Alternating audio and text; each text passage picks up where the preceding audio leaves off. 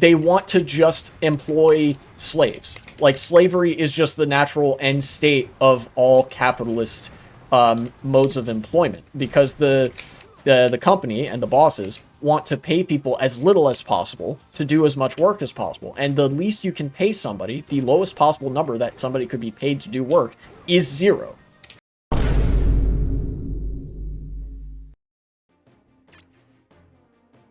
Where was I looking at this one thing that I saw earlier? I think it was the More Perfect Union channel. Let me look this up. I gotta talk about this real quick. It's a blast of the past to one of the Minecraft videos, I think. More Perfect Union. Shoutouts to More Perfect Union. Fucking one of the only like 2 fucking news outlets that I trust with any degree of consistency. Okay, here we go. Of all things, this came from a YouTube community post, you know? They're very prolific, very active on YouTube and Twitter and Blue Sky, and they post some cool stuff. You might remember I did I don't know if it even got turned into a segment, but a little while ago I talked about, like, corporate bullshit speak, and how, like, for a while every corporation was obsessed with what they called, like, quiet quitting, which, if you're not familiar because you don't live in a dystopian hellscape as advanced and late stage as America, quiet quitting is when you do your job as it's written in the job description. That's what it is. Corporations wanted to come up with a term that they can coin this to make it sound less normal, so that they could justify having laborers do unpaid work. Like, that's the whole thing. And recently, people have sort of...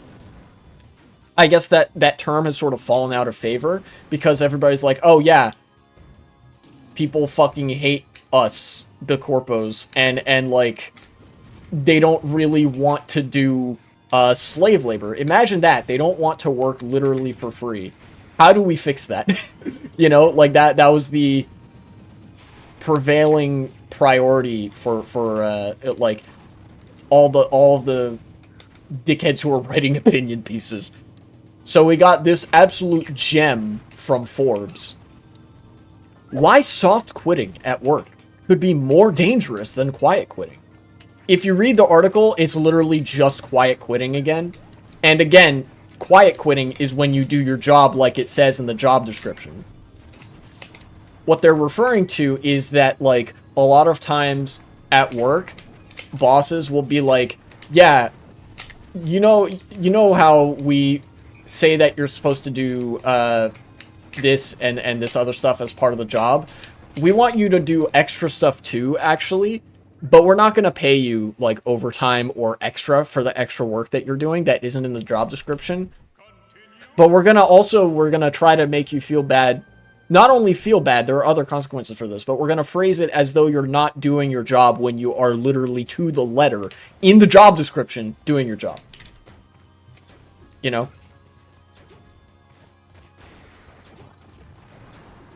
It's part of actually it's part of that race to the bottom that I've mentioned every now and again, where like the end state of capitalism is just like they want to just employ slaves. Like, slavery is just the natural end state of all capitalist modes of employment, because the company and the bosses want to pay people as little as possible to do as much work as possible. And the least you can pay somebody, the lowest possible number that somebody could be paid to do work, is 0.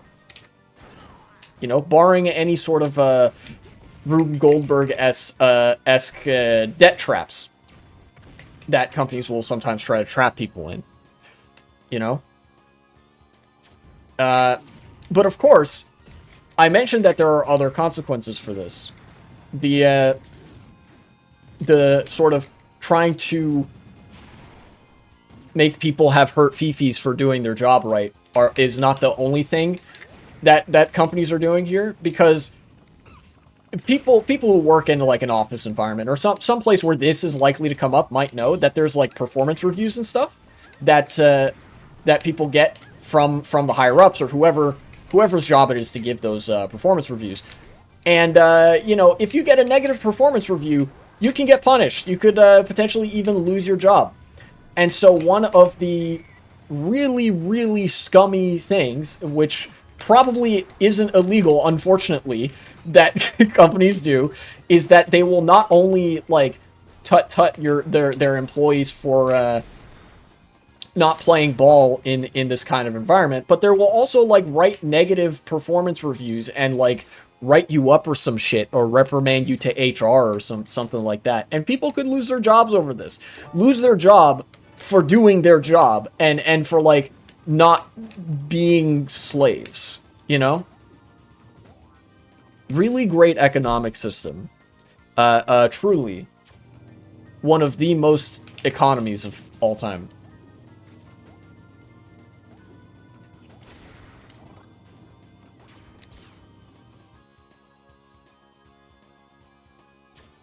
Eventually gonna invent robots that kill everyone and only have rich people and robots.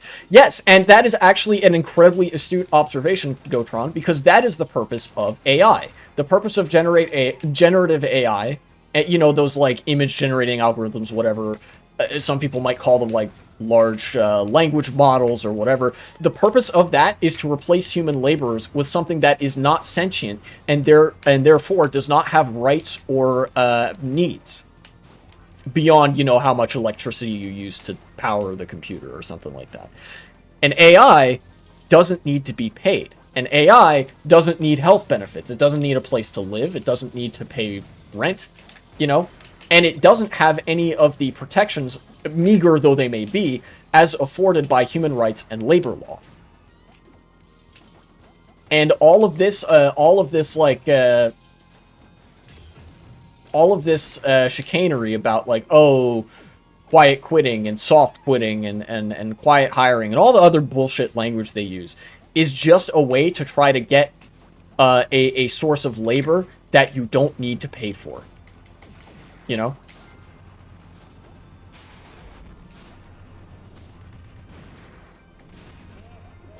Given the cost of living, the minimum wage in many states is just slave labor with extra steps. Yeah, actually, and a lot of people got made fun of. You know, yet another instance of the biggest crime of the left being that they were too right too early. Is that a lot of people point out how similar wage labor is to slavery, and how similar an extremely low minimum wage is to slavery-like conditions, and people get made fun of for it because it's like, oh, well, you're not literally slaves, you have some protections under the law. Like no, motherfucker. Like, realistically, your rights in a liberal democratic system or, you know, liberal capitalist system are only as meaningful as the mechanism of enforcement or the mechanism of upholding said rights and protections. And when a lot of the mechanisms of safeguarding people's rights requires money, if you don't have money, you don't have rights. So in a very Byzantine sort of way, having extremely low wages for wage labor basically recreates a lot of the dynamic that was present in the antebellum United States when there was slavery, and in other places where there is slavery today.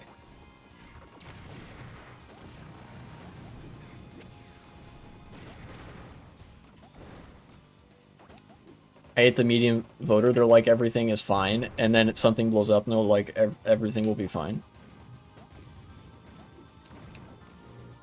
I can't hold it against the median voter in most cases, because, like, you think about it, right? You turn on the TV or you go to social media, you look at any news outlet, and that's the narrative. The narrative is, guys, everything is fine. Like, how are they gonna put together that everything, like, how are they gonna put together in what way things are not fine when no fucking news outlet is going to tell them in what way things aren't fine, right? Like, if you think about how, you know, people are just products of their environment. So if somebody is like repping that viewpoint, I can't necessarily be mad at them for doing so unless they have been exposed to something that they should have like known better, basically, you know?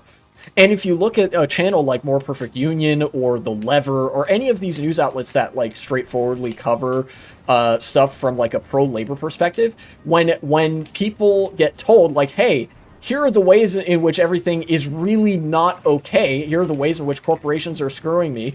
People come forward with stories. They're like, yeah, actually, this is happening at my work. This is happening to me. This happened to a friend of mine. And people are validated in their personal experiences. But the more that they're gaslit by like mainstream legacy news outlets and by the Joe Rogan types of the world, the more they are like reluctant to share or to develop that collective understanding, because they're like, well, maybe it's just me. Maybe things are fine. You know, it sows that doubt. My union is completely redundant. It's just a propaganda mouthpiece for the various retail company its members are employed in. One of the problems of trade unionism, unfortunately. Rosa Luxemburg mentioned this, that you know, well, I shouldn't even bring up Rosa Luxemburg, I guess. I mean, she's been dead a long time, you know, who cares what she has to say, but it's very formative to my viewpoint. And certainly it is the case that unions are still a part of the company. They're not necessarily a part of like the board of directors or whatever. But the lifeline of a union is tied to the lifeline of the company, right? So there is like a definite way for unions to basically abandon its workers and its members, right? Members much more rarely, because the union's primary function is to look out for the interests of its members. But because the members are part of the company, that can lead to unions not really being a great vehicle for workers in general. It's way better than nothing, I will say that. Even a bad union is usually better than no union at all. But there's always like, usually you want to reform in instances like that, you know, like a change in union leadership and stuff like that. Can I play as Pikachu? Oh yeah, there he is. It keeps pushing the button and it does different things. Yeah, he has the one fucking Ganondorf has the fucking advance the plot button. Thanks for watching, and support the channel if you would be so kind.